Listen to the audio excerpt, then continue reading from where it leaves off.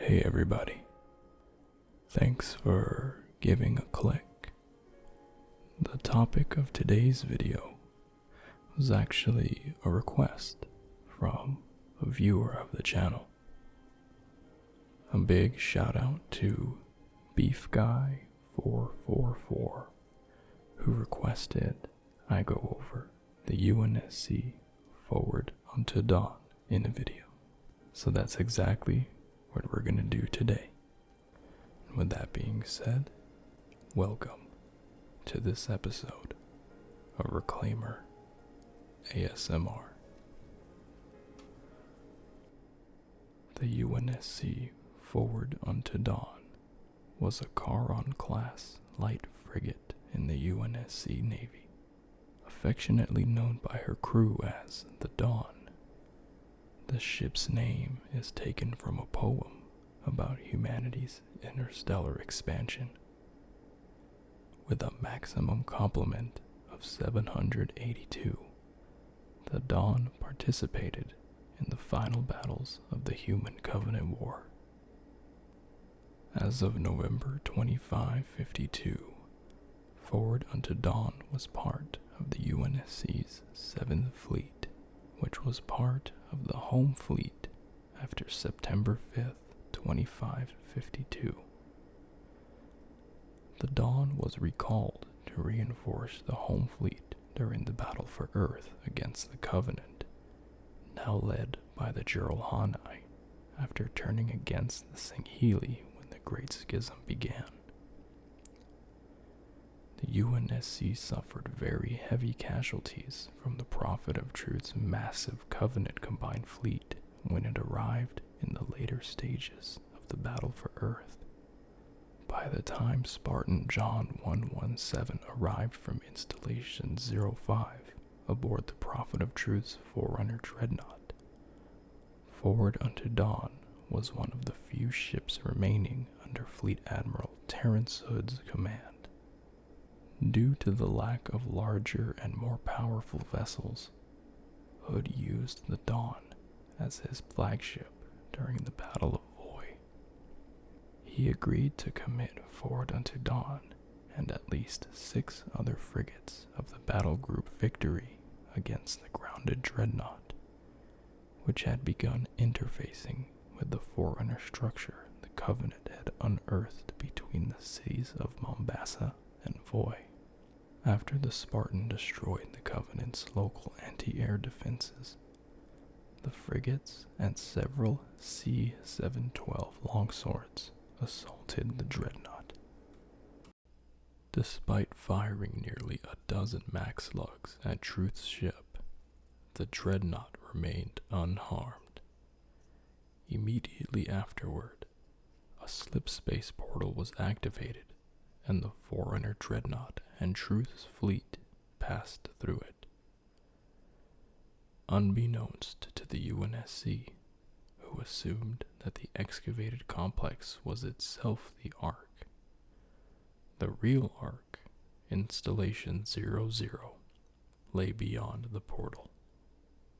The flood arrived in Voy shortly after the opening of the slip space portal.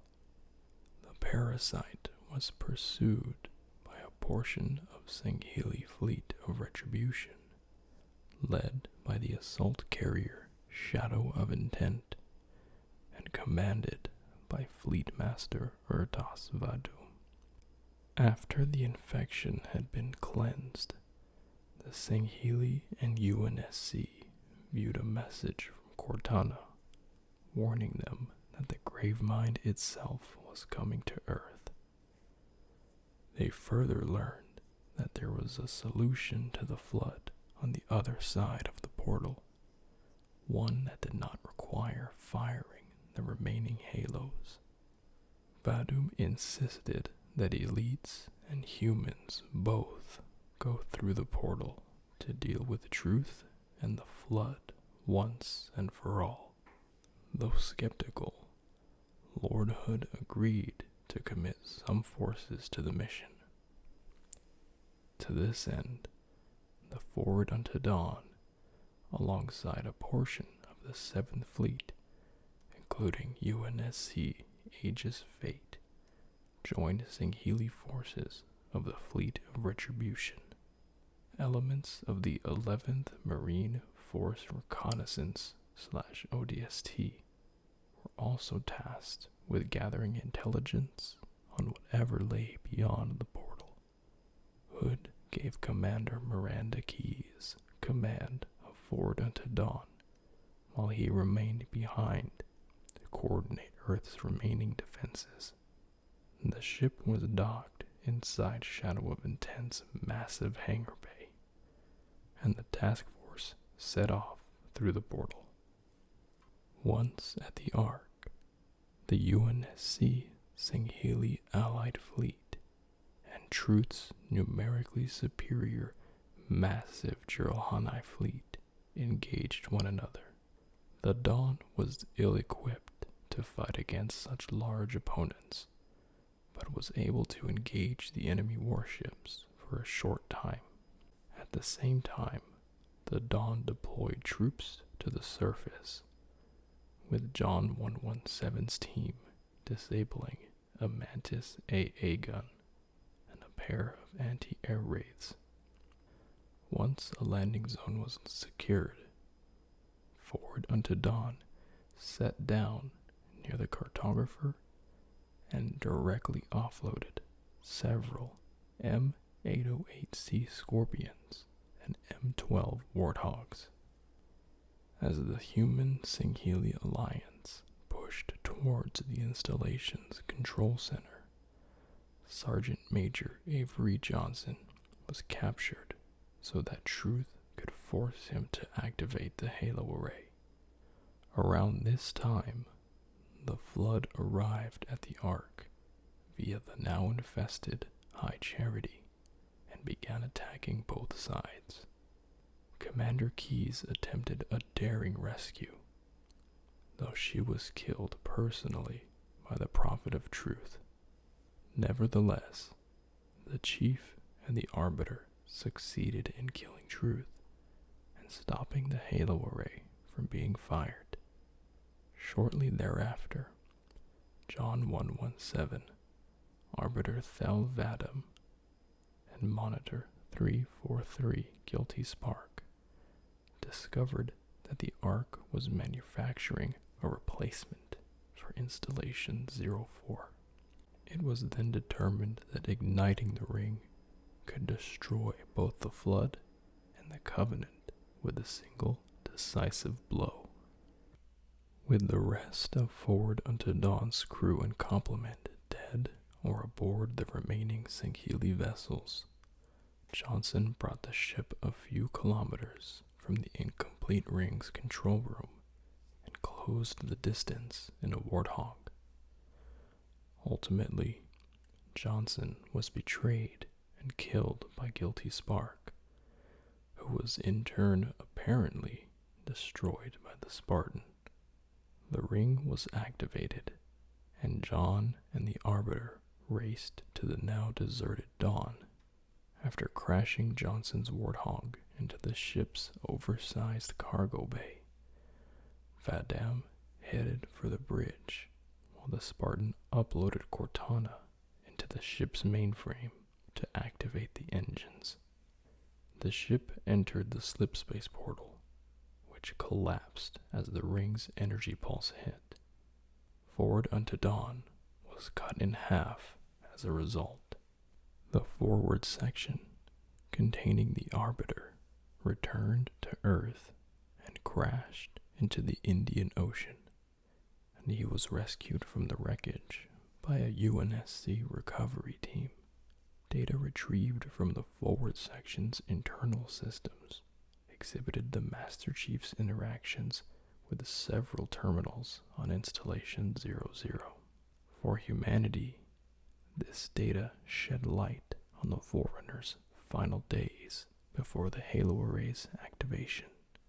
Oni scientists discerned the terminal data was incomplete, but understood the significance the librarian, Eurodidact, and Isodidact played in the array's activation. The aft section emerged in unknown space. John and Cortana, having survived the Halo's pulse, the Spartan and AI were left in a drifting hulk without working propulsion. After Cortana dropped a distress beacon, John entered a cryo chamber to wait for recovery. During the years that followed, Cortana remained active and alert, while the Spartan slept in cryo. In 2556, the AI compiled a history of the Forerunners and humanity and shared it with the still unconscious Spartan. She later took the opportunity to overhaul and upgrade John's Mark VI Mjolnir armor, making modifications to its layout using nanomachines while also rewriting its firmware. On July 20th, 2557, precisely 4 years, 7 months, and 10 days after the Battle of Installation 00, Cortana noticed that the ship's intruder alarms had been activated and awakened John 117 from cryosleep. After being revived, John fought off the intruders, who turned out to be Sanghili, Kigyar, and Ungoy. The chief and Cortana soon realized that a Covenant fleet had surrounded the Fort unto Dawn's remains, while a group of phantoms unloaded more boarders onto the heavily damaged frigate. During the fight through the ship, the Master Chief managed to launch one of the ship's Hyperion nuclear missiles and destroy a nearby Xanar pattern light cruiser, which was approaching to destroy the ship's remains with its ventral energy projector, but did not bother to raise its shields. Shortly afterwards, the Dawn's remains were caught in the gravity well of the Forerunner shield world of Requiem and was drawn inside. Though John attempted to escape using one of the Dawn's escape pods, he was sucked into space before he could board one.